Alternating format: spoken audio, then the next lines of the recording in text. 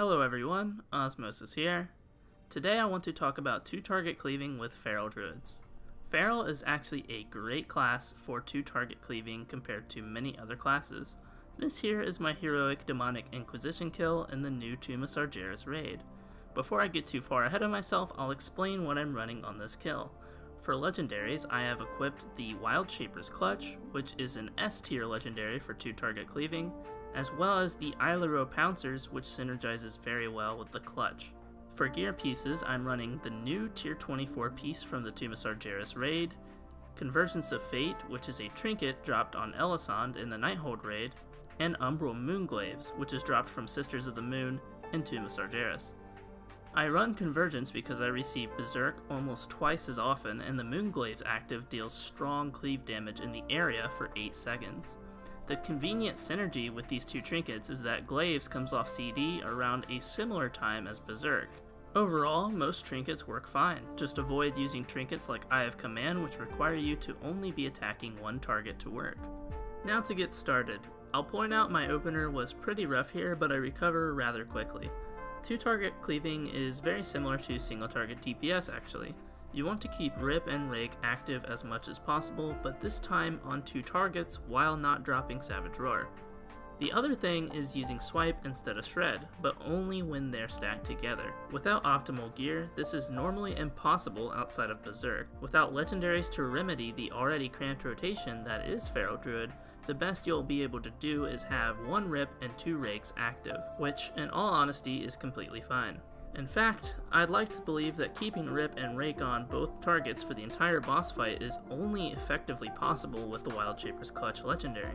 If you haven't seen my Feral legendary video, then I'll give a brief synopsis of Wildshapers. Bleeds generate combo points, and the more bleeds active, the more quickly combo points are generated. It's that simple and easy.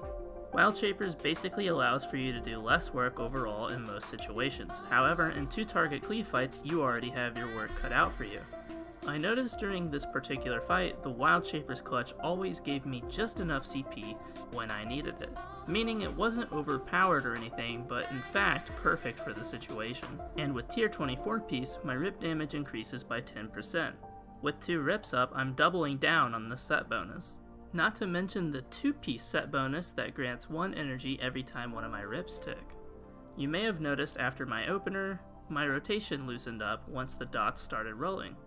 This is because maintaining snapshotted rips is all I have left to do.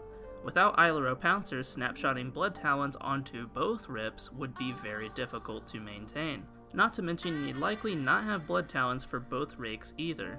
Also, the additional 4 seconds on Rip comes from our tier 24 piece as well, which gives us just enough time to comfortably reset Rip.